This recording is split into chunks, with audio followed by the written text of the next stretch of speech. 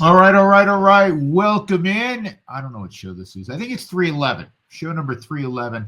Welcome, everybody. Refreshed, rejuvenated, ready to start the second half of the Major League Baseball season. It is second half, not because it's 81 games left. There's actually less than that for the Rockies. There are 66 games left, but we always call the second half post All-Star break, and it's really a sprint to the finish, especially for the teams that are vying for a playoff spot. I took the last three games of the pre-break off. That was in Cincinnati, and so I'm really rejuvenated. And I have, some scruff going on the face here to prove that. 8 days off, so we're ready to go as we tape this in front of the Rockies playing the Twins on a Friday night. We're going to get into a lot of stuff. I want to thank my sponsors as always. We start with Steel, wonderful products for everything and anything you need to do around the house, especially on the exterior, blowers, trimmers, mowers, chainsaws. You know, they have the best products out there. Walking down the street recently, saw a bunch of folks working out in the area, and they had blowers, they had trimmers going, and they were all made by Steel. STIHL. You can go shopping anytime you want. SteelUSA.com. You'll be literally blown away by how many products they have. SteelDealers.com is where you'll find the nearest dealer to you. It's Steel, STIHL. Also want to tell you about Huntington Bank. They're popping up on every corner in our great state. They're a wonderful bank. They're going to make things feel local because they are local. As I said, so many branches have opened up. I think 37 now in Colorado as it continues to grow. They are folks that care about you and caring about putting good products in your hands. So give them a chance. And we're presented by Huntington Bank, where banking just clicks. Try asterisk free checking with no monthly maintenance fee, no matter what. So Colorado, it's your money, so keep more of it. Make the switch today at huntington.com/yourmoney. That's Huntington Bank. All right, getting into the second half. First of all, let me tell you about I took a few days off. We're in Boston, and the Red Sox are super hot as we begin the second half. They've won 10 in a row. They swept the Rockies. The Rockies then lost 2 out of 3 in Cincinnati. I stopped in Boston, and we ended up going to Martha's Vineyard for a couple of days, and then on down to Connecticut, and then New York, and saw families, and then on to the city for a few days, which was just awesome. It was a great 8 days. I'm embarrassed to say this, having grown up in the Northeast, as followers of this podcast know, I had never been to Martha's Vineyard. Splendid, quaint, charming, loved it. Went to Edgartown. I highly recommend, if you are back east, if you're planning a vacation, you got to go to Martha's Vineyard. So many places to walk and bike, and they're great beaches and marvelous restaurants. So I really had a good time there. And then on to New York. And New York is where I'm from, but I never get enough of New York.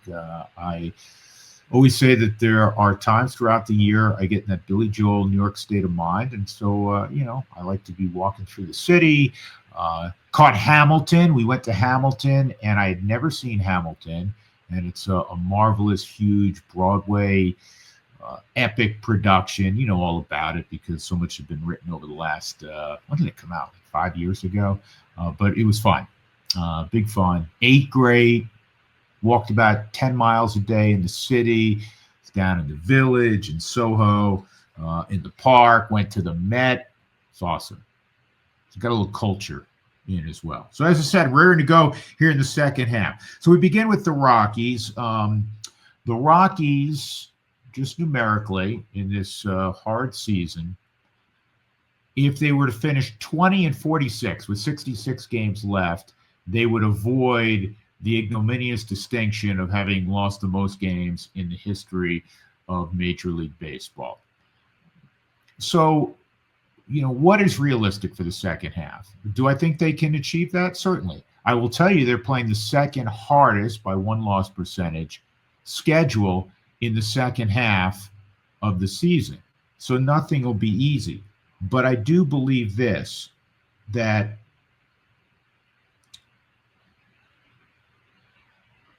you want to see a continuation of what you saw in the first half in the last month or so, couple of months, where they were ready to play every day. They were playing with purpose. Not always playing well, not saying that. Way too many errors. So you want to see the errors certainly diminish. It will help with Ezequiel Tovar coming back in the middle of the diamond. Way too many pitcher errors, by the way, also. Up and down the rotation and with the bullpen. You just want to see a more solid brand of baseball. You want to see some more timely hitting. And you can go individually where you go, okay, this is where guys get to catch their breath during the All-Star break and go, okay, I may not be able to put together the kind of season that I envision statistically, but I can put together a solid second half and have that as what I think about going into the offseason. And so for the Michael Tolias, the Brenton Doyles, the Ryan McMahons, those guys are looking to have much better second halves than they had first halves. And if they do that, the wins, I think, will follow. Now, again, what is realistic? Are the Rockies going to finish 500 in the second half? As I said, 66 games left, win 33. That is probably a bridge way too far. But could they win in the low 20s, maybe even 25? I think if they were able to do that, that would be a substantive improvement on what we watched the first 4 months of the season. And a step, small one albeit, in the right direction. It does not mean that you don't have to make meaningful changes. That, I think, has been established not only this year, but over the last several years. But again, you're getting Ezequiel Tovar back. That's going to lift you offensively. It's going to hopefully solidify some things defensively as well. So I'm going to bounce around a little bit because the draft was held last week, and the Rockies were able to get Ethan Holliday with the 4th pick. And I think all Rockies fans, if you have some sentimentality, were hoping that Ethan Holliday fell to the Rockies. The baseball draft is getting more play over the last several years than it ever has, but most fans are not going to know, who the right-hander is out of Santa Barbara, or who the left-hander is out of LSU, or who the high school bat is out of Corona High School, or the pitcher out of Corona High School. They had 3 first-round picks. That's why I'm picking Corona High School in Southern California. But people knew who Ethan Holliday was and is, because he's Matt Holliday's son. His older brother Jackson famously went 1-1 and is now the starting second baseman emerging for the Baltimore Orioles. Ethan Holliday, if you haven't read about him, is a bigger version. He's close to 6'4". He's built more like his dad. He's strong. He runs really well, and currently he's a shortstop. And many people who have scouted him believe he has 30, 35 homer potential down the road, and believe he actually can stay at shortstop, be a big shortstop. Everybody mentions Corey Seager, who's a 6'5", 225, 230-pound shortstop. Personally, I don't give a shit where he plays. All I care about is if he plays hitter really well. The Rockies need hitters, and hitters who hit the ball consistently over the wall. The Rockies have been good at 5 o'clock. And what I mean by that is they can put on a show in batting practice. Unfortunately, not enough home runs hit at 7 o'clock, typically when the game begins. So they need some guys moving forward, several, who hit the ball over the wall. You look at the last couple of drafts, now Ethan Holliday, and again, it's going to take a bit of time. He's just 18. Last year they got, many people thought, perhaps the best bat in the draft, Charlie Condon. He's been hurt by some, hand and wrist injuries in his first year plus as a professional. He's in Double-A Hartford. Power numbers haven't been great, maybe affected still by the wrist. He is hitting for a much better average this year than he did in his first run of 100-plus at-bats last year in Spokane. But you have 2 bats there that if they fulfill their I suppose the best way to put it, their promise, they will be 30-plus homer guys.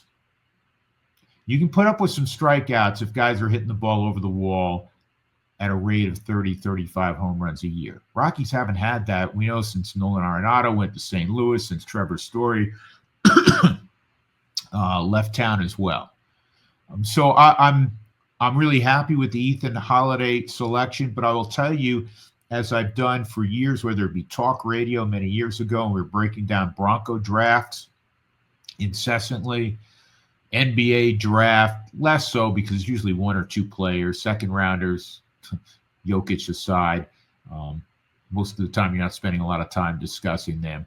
But when it comes to football and baseball, you're not going to know typically for a few years, more so in any sport than baseball. Because football, they're going to play the next year. If you're a first or second round pick, whatever you are, it's not, you don't go to minor leagues in the NFL. Maybe you're on the practice squad if you're a sixth or seventh rounder. But in baseball, it takes 3, 4, 5 years if you make it to the big leagues. So we won't know on Ethan Holliday for a few years. Hopefully we'll know more about Charlie Condon in the next year or two. You know, there's an apprenticeship too. Very rarely do the guys, even if they become really good, just show up and are a star right out of the gate like an Albert Pujols was, like a Gunnar Henderson seemingly was. It's usually a process. But I'm happy they took Ethan Holliday. And now my fingers are crossed, just like, as I said, with Charlie Condon, that things pan out. Because the Rockies, one of the reasons they are where they are is they missed on way too many draft picks, not only in the first round, but, you know, down further in the draft. Their best round has been the fourth round. Hunter Goodman, All-Star this year, you know, fourth round pick. Brenton Doyle, who struggled this year but had a terrific year last year, two-time Gold Glove winner, was a fourth-round pick. They have done pretty well with the fourth round. Ryan Feltner, who's coming back here to begin the second half, was a fourth-round pick as well out of Ohio State. So, again, fingers crossed that it works out with Ethan Holliday. But there's always a wait-and-see approach when it comes to the Major League Baseball draft. Continuing on with the Rockies and what to expect in the second half, or what to hope for in the second half, there are going to be some young players, more young players, that I think will get an opportunity to debut this year. Maybe some even before September. And keep in mind that they changed the rules a few years back. You can't, bring up everybody on your 40-man roster. You can only expand by 2 in the month of September. I think that was the right thing to do, clearly. So, you're not going to bring up, everybody in AA and AAA. But here's some names that you could see. Kyle Karros, who you've heard about for a while. He's the son of Eric Karros, went to UCLA. He showed very well in spring training this year for what that's worth. He's a very good defender at third. He can hit. He has some pop. I think he's going to develop more pop. He's a big, strong kid. I think there's a good chance you see Kyle Karros. On that Hartford team, I think there's a good chance you see Sean Sullivan. Sean Sullivan's out of Wake Forest, left-handed pitcher. Doesn't throw hard. He's similar to Carson Palmquist in that he kind of has the upshoot fastball in the upper 80s, but he misses a lot of bats, or at least has in the Eastern League. I will tell you, and I think you know this, the major leagues is a far cry from the Eastern League, but he's a guy that deserves an opportunity based on his performance at the minor league level to see what he can do at the major league level and to make adjustments, just like Carson Palmquist, who's now in AAA. He got some starts in the big leagues, learned the differences between AAA baseball and the major leagues, and now hopefully can implement them in his repertoire and how he goes about his business. But Sean Sullivan's another name that could be on the big league roster at some point this year. Cole Carrig, perhaps. Not having a great year in AA. You've heard this phrase about him before. He plays with his hair on fire. He's got a great intensity. He's got a chip on his shoulder. I love that guy. You know me. I love guys that play with a tude, positive tude. The Rockies need more of that. He can run. He's fiery. As I said, his numbers are not great this year. center fielder with Hartford, but I think he's somebody that could get a chance potentially this year. Charlie Condon would have to absolutely go off. He's now in Double-A. He would have to take off like gangbusters over a 6-7 week period if the Rockies were to say, hey, let's bring him up to the big leagues. I don't see that happening in 2025, especially with a couple of the injuries that he dealt with last year. As I said, something, thumb related, I believe, and then getting hit and missing the first couple of months with the wrist injury. Chase Dolander, I want to mention, he's going to be back at some point. He's getting a timeout to work on some things down in AAA Command, most notably, but he'll be back. One other name, a relief pitcher with Hartford, Wellington Herrera, left-hander who throws really hard, high strikeout totals in Double-A. I wouldn't be surprised if you see him sooner than later in the bullpen. And a lot of this also will depend on what moves the Rockies make at the trade deadline, which could open up some roster spots in the bullpen and perhaps other places on the diamond. So that will impact what the Rockies do with some of these young minor leaguers as well, and also maybe what they get in return with any deals that they do. Sterling Thompson was drafted out of Florida a couple of years ago based on his ability to put the bat on the ball. Early returns to the minor leagues really good, and then he had a dip, and the last month and a half he's really come on, hit for some power, has a mid 800 OPS, which is not crazy good in the PCL, but I wouldn't be surprised if Sterling Thompson maybe got an opportunity at some point, as well as another arm as well that was in Hartford, and that's Brian Castillo, who has a high strikeout rate. And then Zach Veen, part two. We saw him get a handful of at-bats earlier this year, got blown away. Big swing and miss, especially fastball up in the zone. Been doing much better the last few weeks down in AAA. He also has a 860 or so OPS down there. So I wouldn't be surprised to see part two with Zach Veen at some point in the second half. So that's kind of a synopsis of what to expect in the second half. You want to see more consistent baseball, especially cleaning up defensively. That's been maybe the most frustrating thing, because I don't care if a guy's out, a regular's out. The Rockies have always prided themselves on playing good defense, and by and large they have throughout their history, even in the many lean years that they've had in terms of wins and losses. So you want to see that cleaned up in the second half. And the other area, and I think this will raise when some individuals, perform better at the plate, and that's hitting with runners in scoring position. They're in the low 220s with runners in scoring position, which is 29th in baseball. And that's why they're stuck on 3 runs most ball games. 3.5 runs overall is what they've averaged, and that's not good enough. One other thing I want to mention. At home, you want to talk about second half, and you say, okay, it was a much better second half. Start winning some games at home. I don't think it's unreasonable. I said this earlier, they're not going to be a 500 team in the second half after what we witnessed in the first half. However, could you play 500 baseball at home? That, I think, is doable. And that would be, as I said, a nice step in the right direction for the Rockies. All right. Want to get to Tyler Freeman. Man, I like this kid. And he's been one of the better stories in this most difficult year for the Rockies. Missed time early with an oblique injury. And since coming back, initially he was kind of a part-time player, but now with Warren Schaefer, he's in the lineup every day, whether it's in right field or DHing. Hasn't been on the dirt much, but his bat's been in the lineup. Originally batting ninth and doing a great job flipping the lineup over from that standpoint to now where he's leading off most every day. He has an on-base percentage above 400. He throws out hits left and right. He's got a lot of gamer to him. And he's a terrific guy who was originally drafted in the second round out of a Southern California high school by the Cleveland Guardians. So let's get to know Tyler Freeman a little bit better. Hey, I got to ask you. I know you've been here to Fenway before. You shared with me on the field last night that you had a big moment with Cleveland last year. You went big fly, not only over the monster, but on the Lansdowne Street. How cool was that? That was that might be the top of my MLB career. It was to do it in Fenway Park. It's something I've always imagined doing as a kid, but it was really fun. That was a fun game for sure. Do you guys talk about it who don't play at Fenway? Maybe you're not in the AL East. Maybe you're a young player like yourself. Is that a conversation even with big leaguers? Oh, absolutely.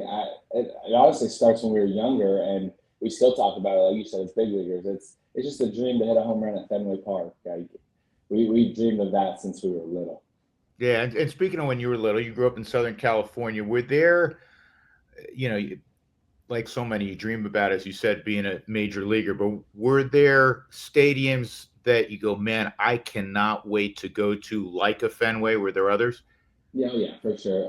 I grew up a Dodger fan, so when I played at Dodger Stadium for the first time in the big leagues, it was the icing on the cake. And then you have the historic fields, as in Wrigley, just all those types of stadiums. That's you take a moment just to stare and to take in the moment for sure. It's important. I'm sure you've heard this from your folks, from other mentors in life, to always be where your feet are.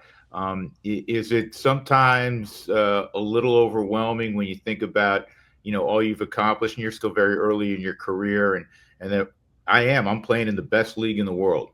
Yeah, I don't take a moment for granted up here for sure. It's a blessing to be up here each and every single day, and I try to soak in as much as I possibly can. Whether it be just the stadiums like we've been talking about, or just taking in some advice from older guys, older veterans, and you know, in the locker room, just a little small talk with guys, and just trying to soak it in.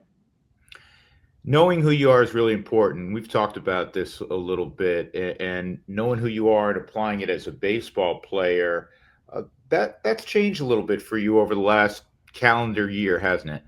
Oh, for sure, it sure has. And as sucky as it is to say, but going on the injured list early on in the year kind of was the best thing to happen for me. It gave me a time to reset, rethink who I am. Because early on, like you can physically see the swing change from when I first got here to now.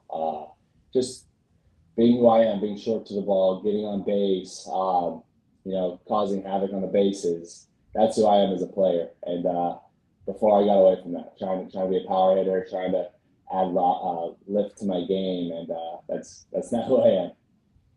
Now, was that just observing other guys, seeing the trend in baseball, or was some of that? And we'll get into Cody in a little bit. He's your brother. He's a couple years younger. He's not as tall as you, but probably a little more physical. And he hits home runs Sure in does. AAA right now, and he's getting close to the big leagues with the Rangers organization. What was the influence to say, hey, I got to hit the ball over the wall? Man, it started in Cleveland, and that was the biggest thing. Was, hey, we want to do damage. For each and every player, we want to hit the ball over the fence. We want to do damage, get that OPS up, and I'm all in on that. When I hear that, I'm gonna do that. It sounds great, but then when I realized it wasn't working, and the numbers weren't showing, and it just I wasn't having fun doing it. It's like, man, I got to take a step back and realize, is that the type of player I am? Is that the type of player I was growing up through the minor league system? It was a hard reality, but it is what it is. And this off season, I had conversations with Cleveland and their staff, just saying, hey, I want to get back to being myself, and they're like, yeah, let's do it. Let's get back to being yourself. And even in spring training, I still had the habit of that high leg kick, getting that launch. I'd see bits and pieces of the line drive approach, so I knew I was on the right track. But just muscle memory was kicking in on getting that long, lofty swing. And then I really zoned in when Pacheco got up here, and Nick. They were like, I told them exactly how I was feeling. I'm like, it's almost there. It's not quite there. and we made a few mechanical changes, and I finally found it. Yeah, you know what? I'm not just telling you that because you're sitting here in front of me, but I love it because to me we've lost some of that in the game, where I'm obviously a lot older than you, but if you punched out back when I was growing up, man, that was kind of a walk of shame. And now it's like, okay, I took 3 big hacks and I made a left turn. I can do that another 18 times, and if I hit one over the wall, all's good. You don't play that way, and it's a joy to watch. Honestly, it really is. I appreciate that. Yeah, that's something. Even growing up, I was part of my game, as in like travel ball and little league days. That was one thing me and my dad always talk about. Hey, we're not going to strike out. We're going to put the ball in play. And we're going to make things happen that way. And that's something I've tried keeping throughout my major league career. Yeah, and you have more walks than strikeouts, which is absolutely unheard of, virtually in any league these days, but certainly in the big leagues. Now, Clint Hurdle, as you know, because you see him every day, Clint has his hurdleisms. He's in fact written a book about him, and one of my favorite that I repeat. I coach at my kids' old high school still, and one of the things I pass on to them is that there are two kinds of baseball players: those that have been humbled and those that are about to be humbled. And in your case, obviously you're a great high school player and you get drafted in the second round. And even looking at your minor league career, Tyler, there wasn't a lot of failure. Was the first time you really felt like, man, the game's got me here, was in the big leagues with Cleveland? 100%. Yeah. There's obviously everyone has that minor league. We go into a slump a little bit, but it seems like you kind of break out of it pretty soon, each and every player that has success in the minor leagues. And I would say it was definitely the first time when I was in Cleveland, what wasn't really in a role early on when I first got called up. I was playing maybe once a week, giving guys days off when they needed it. And I totally understood my role. I was a rookie. I get it, totally get it. But then it's like, how can I get in that lineup? How can I do, what can I do different to try to get in that lineup? I want to help this team win. And I think that's kind of where the power influence came in. And from there, it was just downhill. The strikeouts were high for me. It didn't feel like myself. And, but that was for sure from 22, 23, even 24, it was mainly failure. Yeah. Did the freedom come from yourself? Was it aided by other people? There was a managerial change, and we all love Buddy. I mean, there's not a better human being than Buddy Black. Schaefer also say, no, you be you, and that's going to be a heck of a player. Yeah, it honestly started when I got traded over. Had a really good conversation with Bill Schmidt. We talked on the phone. It was him and Buddy. It was the first guys I talked to, and like, hey, we've heard some things going on in Cleveland with power stuff. Like, we've seen you play in high school. Bill saw me play in high school, and he goes, I remember that line drive, right center field approach. Let's try to get back to that. And I was all in from there. It was be yourself, and let's help this team win. Yeah. A lot of things shape who we become in life. And if I may, I want to take you back to, I'm guessing, a real defining moment in your life when you were in middle school and your mom went through a tough period of time. Can you kind of take us through that and how it's, affected you and what family means to you overall now? Yeah, that was one of the scariest days of my life. I remember me and my sister were in middle school. I don't think my brother was there yet. I think he was still in elementary school. So remember me and my sister got called out of class, and it was random. Maybe thinking I was going to go to a Dodger game or something. Because our dad, he surprised us sometimes, and but it was. I remember we got in the car and it was straight silent. Like, hey, where are we going? Where are we going? And it was just quiet for about 5 minutes. And he's like, hey, your mom's in the hospital right now. She had an accident. At first, it was she was at the doctor's office getting a routine checkup. She's not fans of needles, and so when they stuck a needle in her and she saw it passed out, hit her head on a metal pole. So that was kind of like the thing that happened at first. And so then they were running tests as we were getting to the hospital. And so we're just expecting that. She had a concussion, nothing crazy. But when the doctor came back, kind of pulled my dad out of the room and said, yeah, she has a tumor like the size of a golf ball in her brain. And it changed everything. They said she needed to have surgery. And it was devastating. She had surgery, and when she came out of surgery, she opened her eyes, didn't say a single word, nothing. But we were like, "Oh, Mom, we love you. Like, hope see you're doing well." And she couldn't get words out of her mouth, and she started just crying. She couldn't say a single word, and we were like, "What's going on? What's going on?" Us being young, not understanding anything, and I get emotional just talking about it. But the doctor told us, "Hey, she may never be able to talk again," and it hit us as a family. We came together. Our whole entire Freeman family came together.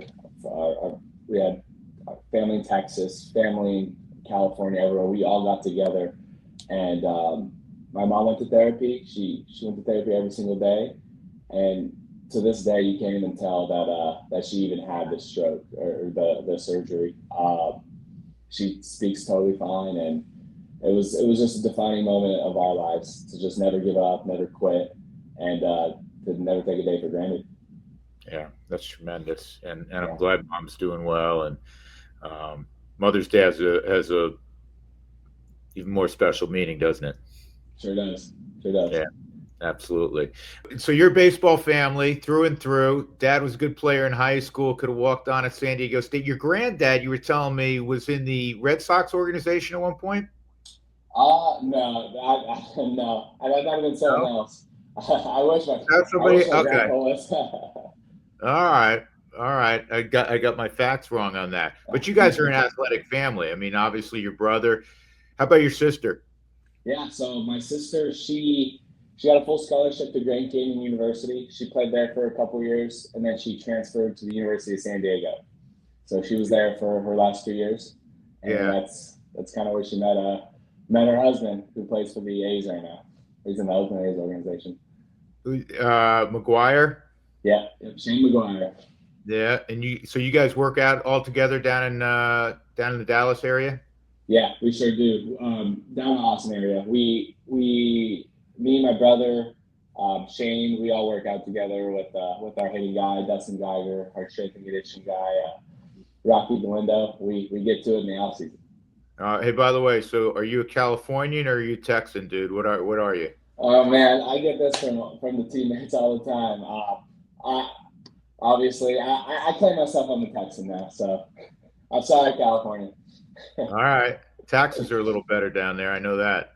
Yeah, just a little bit. Just a little bit. Good deal. Hey, so speaking of Texas, you had committed to TCU. How tough a decision was that for you, for the family, when you were drafted as high as you were out of high school? I wish my dad was on here to talk about it, but that was the most stressful time of my life. Like, I took it very close to the last possible signing day. It was. I really was set on going to college too, and I had a number coming out of high school, and Cleveland playing the hardball game. We took it to the very end, and that was one of the hardest conversations to have with TCU's head coach at the time, Jared Klossnagel. It was tough. I was in my room not knowing what to do. I'm an 18-year-old kid making the biggest decision in my life, and it was really stressful. And then finally one day we're just like, hey, let's make a decision. Let's stick to it, commit to it, and do the best we possibly can, and not look back. And that's what I did. Obviously, Tyler, it's turned out great. You're a big leaguer, and we've talked about how you've established yourself this year, especially. But was there ever a point in time when you're on a bus ride, an A ball or whatever, and buddies maybe texting you from a frat house or a weekend in college where you're like, man, did I do the right thing? I never really had that moment, but I think all the teammates we had, even in the minor leagues, they are one of my best friends to this day. And they made it so easy for that transition to not even think about going to get back to college or going to college. Sorry. And some of these friends, like they're at my wedding, and like I said, they made it so easy just to forget about all of that stuff and just go play baseball and go have fun. Yeah. When somebody comes up to you, a fan maybe, and wants an autograph, and they say, hey, what position do you play? How do you respond? I say all of the above. I try and play all of them. Try to be a super utility guy, and that's pretty much my answer every time someone asks. Yeah, but A, you have a lot of pride. B, you have obviously great skill. You don't. That's all encompassing saying you're a super utility guy. But I think most people, when they think utility guy, oh, he doesn't play every day. In your mind, knowing you a little bit, that's not you. You want to be out there. You want to see your name at the top of the lineup card every day. Yeah, for sure. And trying to change that narrative as the utility guy, it's very true. Like when you do talk about that, it's like, oh yeah, he doesn't really play, but it doesn't bother me as in what other people think, but like I said, it is what it is. I love the role. I love the role I'm in. By the way, you know who I mixed you up with? By the way, I don't mix you up with, but Moniak told me his grandfather played in the Red Sox organization. Oh, really? I'm going to bring that up then today. That's yeah. His grandfather played in the Red. He didn't get to the big leagues here, but he played in the Red Sox organization. So that's pretty cool. Yeah, there you go. Absolutely. We talked about we've talked a lot about family. Your dad served as a police officer, as a detective for a long period of time. How does that shape a kid and a family when dad has such a stressful job? It's not a lot of people understand that, and it is growing up. It's day in and day out of close calls of him not knowing when he's going to be home, like at a certain time. He usually gets home at the same time, but then it's maybe he has overtime, or maybe he has another call he got called out to that night. It's just always playing the man. Let's get this guy home every night, make sure he's safe. And yeah, as a family, me, my brother, and my sister, we knew what my dad signed up for. So it was just something we just had to brace each and every single night. And he's had many close calls as a police officer, as scary as it is to say. Seen days of my mom crying on the phone, just hearing some of the stories my dad has said. It's unreal. Even as a kid, just to kind of go through that, it's tough. But he made a promise to my mom when he got married to her, saying, "Hey, you never have to work a day in your life. I'm going to work my tail end off." And you just you raise the kids, and I'm going to work my tail end off to provide for family, and that's exactly what it was. How often are they able to see you in person playing? They haven't come out to Colorado yet, but we got a trip scheduled for right after the All-Star break. We play the Cardinals. They're going to be out for that series. So yeah, that's pretty. But usually it's pretty often they come out and watch me play. But having my brother 20 minutes down the road in AAA, they go see him a little bit more. There you go. How important is it that you have blood to be able to bounce baseball things off of, and vice versa? Because obviously you're ahead, not only chronologically in age, but you're one step above where your brother is and where he hopes to get to. And if you keep swinging the bat like he is in Round Rock, I'm sure it's not far off, hitting over 300 with doing damage with home runs. But be able to bounce things off one another from a baseball standpoint, from a life standpoint. How important has that been? It's huge. I'm not the oldest in the family. My sister is, so she guides me, and then it feels like I guide my brother as much as possible. it's great for on the baseball field wise. It's awesome because like I said, I get to be the older brother, kind of guide my brother. He's called me saying, "Man, what else can I do to try and get up there?" I'm like, "You just got to put your head down, keep doing you. You're doing amazing this year, and it's going to come when you least expect it." And he's taken that and moved forward, or has gone tremendously high with that. And he's always been a hard-headed guy. You can tell him anything, he's going to fire back with you at something in a funny way. And I'm for him, I'm so excited for his future too. Just being an older brother, trying to guide him as much as possible. I'm so excited for him. And yeah, by the way, I read a piece where he said he's the better athlete. You buying that? No, not at all. Someone showed me that too. I think it was my wife showed me that. She was like, "Is that true?" I'm like, "No, not even close. I'll beat him in a race. I'll play him in basketball, whatever that may be. I'll beat him at anything. He knows that." Good deal. It's funny. Last night I was talking to Ryan McMahon, and Natalie, his wife, was there.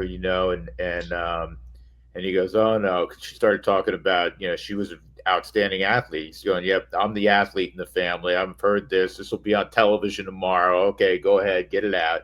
She went to high school with Aaron Judge and had more letters in high school than Aaron Judge. So Wow. yeah, she got that on him. Yeah. That's awesome. Pretty good stuff.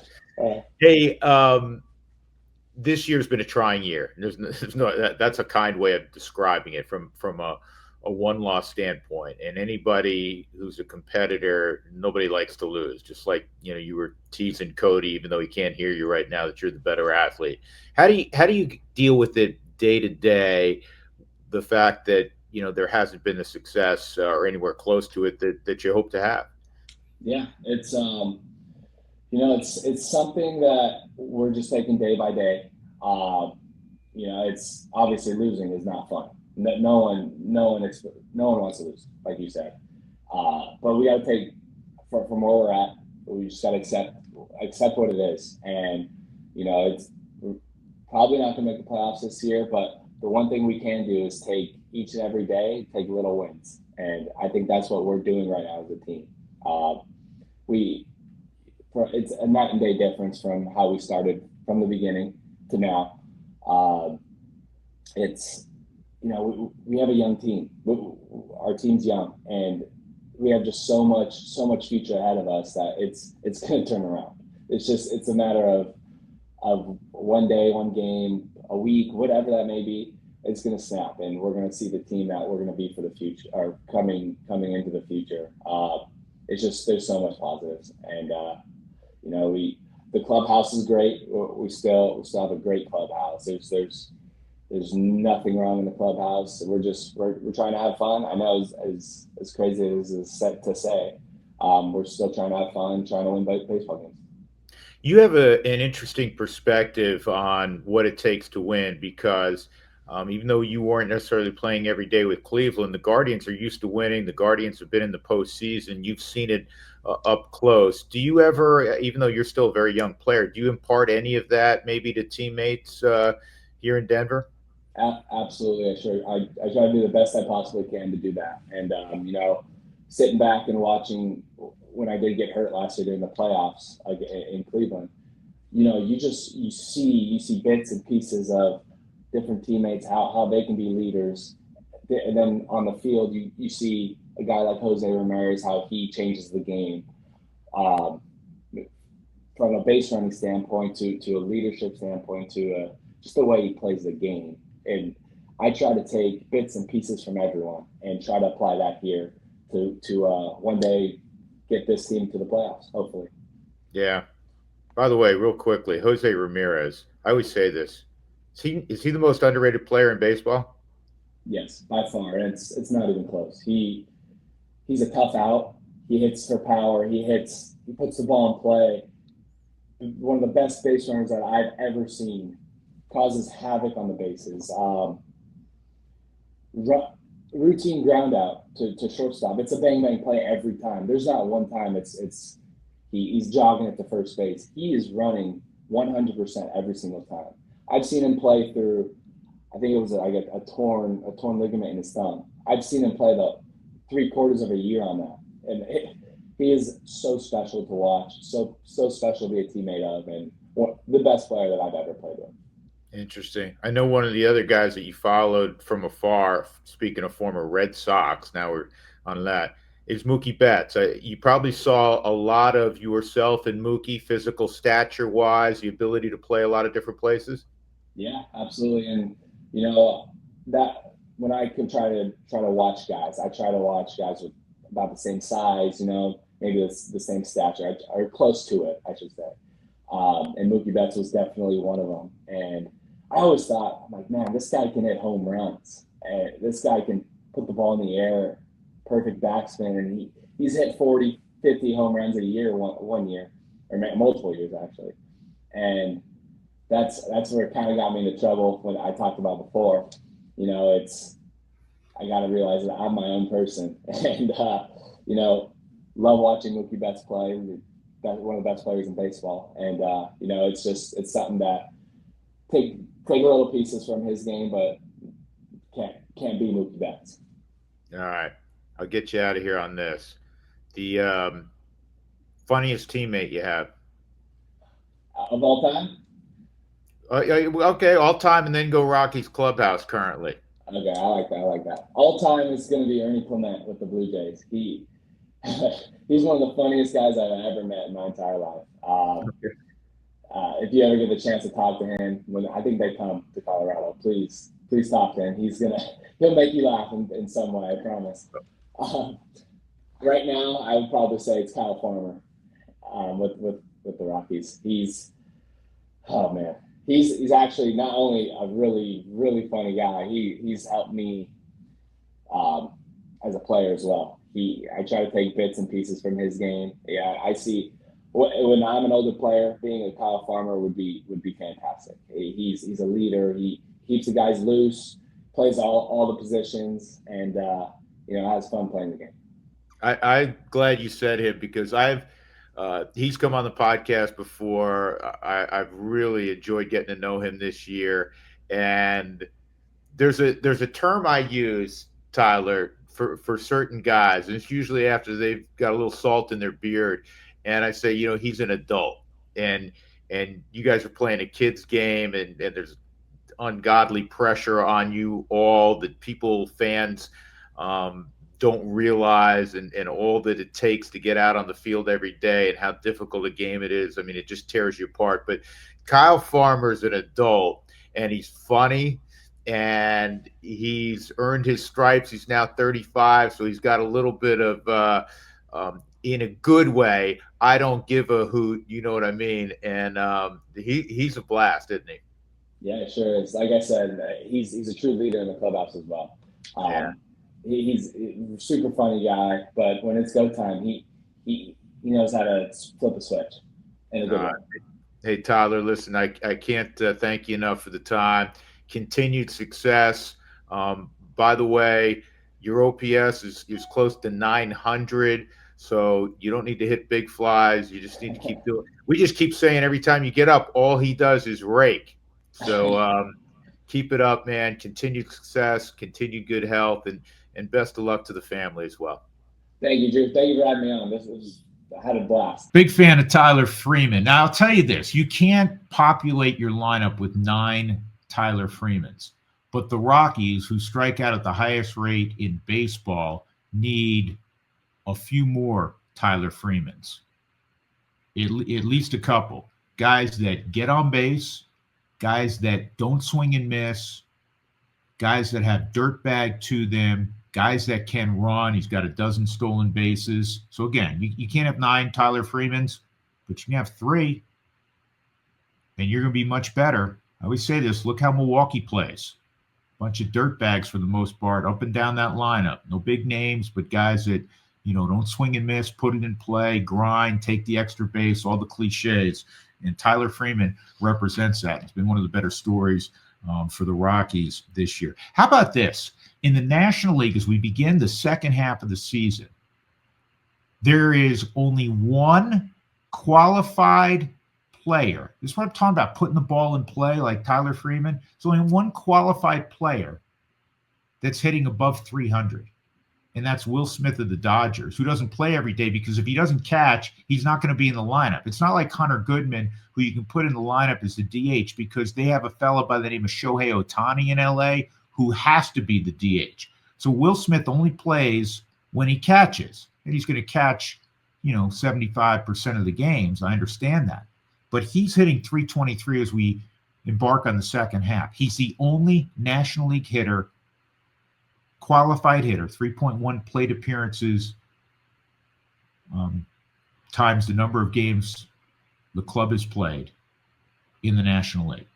He's the only qualified hitter. 300, that used to be the demarcation point. Man, really good hitter, hitting 300. It's only one of them because what we're preaching, what we're teaching, what is encouraged, all about exit velocity, all about getting the ball in the air. And that's all well and good if you're a power guy like a Kyle Schwarber, like an Aaron Judge. But there's a lot of guys that should concentrate more on swing path, short to the baseball, connecting with the baseball on a much greater frequency level than we've seen. If you're a 35 homer guy and you punch out 25, 26, 27% of the time, which is above league average, you can live with that because guess what? They're slugging probably, at a 500 clip or better. And their OPS will reflect that. But if you're hitting 15 homers and you're striking out at a 34, 35% clip, that ain't going to work. And that's one of the things that has to change going forward with the Rockies. It's been a foundational problem with the club. What else do I have before we get on out of here? There was first of all, All-Star game, really quickly. I didn't catch a ton of it.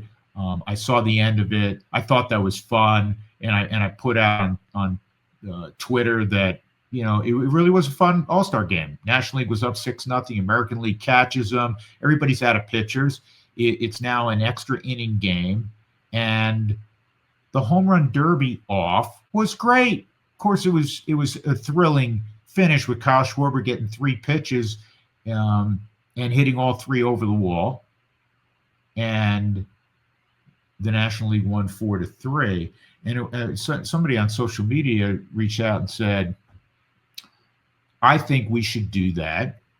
And there are no bad opinions. Well, there's some bad opinions. But, this one, I'm not panning it. I'm just passing this along, and then I'll pan it, was that they should do that during the regular season. And that to me is ridiculous. And I know for many people it's ridiculous that you have the ghost runner on second base. I have no problem with that. I think you have to evolve. I like the strategy of it. And it also limits 14, 15, 16, 17 inning games where you just blow through a whole pitching bullpen and then your team's compromised for probably a week and the game takes 4 or 5 hours and not a whole lot happens. So I have no problem with what Major League Baseball has done. I think a lot of these rule changes have been great, honestly. The pitch clock's been such a revelation. It's been tremendous. We'll begin there. And limiting the number of times you can pick, and so you're seeing more stolen base attempts. All that's been great. I don't want to see a home run derby in the 10th inning. I don't want to see a home run derby in the 12th inning. And this one person said, I don't want to see 16-inning games. You're not seeing 16-inning games anymore. But the home run derby to conclude or conclude a tie ball game in the All-Star game, that's appropriate. That's fine because it's an exhibition game. It's the same reason why Mizorowski, who had only 5 starts for Milwaukee and was added to the National League All-Star team, I didn't have an issue with that because it's great theater if you see him facing Aaron Judge. Kid averages like 100 miles an hour on his fastball, and he's been a big story in this first half. Now, Ranger Suarez and Christopher Sanchez, if they were available, that's always the issue with the pitcher. If they're a starter and they threw on, the weekend, they're not going to pitch in the All-Star game. And so you have to replace them. And so I think, there was much ado about nothing. But from a fan standpoint, do you not want to see this young phenom face some of the great American League sluggers? I do. And I think you do as well. So again, I didn't have, a huge issue with that. All right. Time to fully prepare for the Rockies and Twins in the second half. As I said, energized and looking forward to seeing what transpires throughout baseball and seeing, what moves are made by the Rockies. And we'll get it going, get it cranked up here on Rockies TV tonight. Thanks for joining us. We'll do it again in 7 days. Appreciate all of you. Big shout out to Marky and to Alex for always doing the hard work on the podcast. Take care, folks. Be well.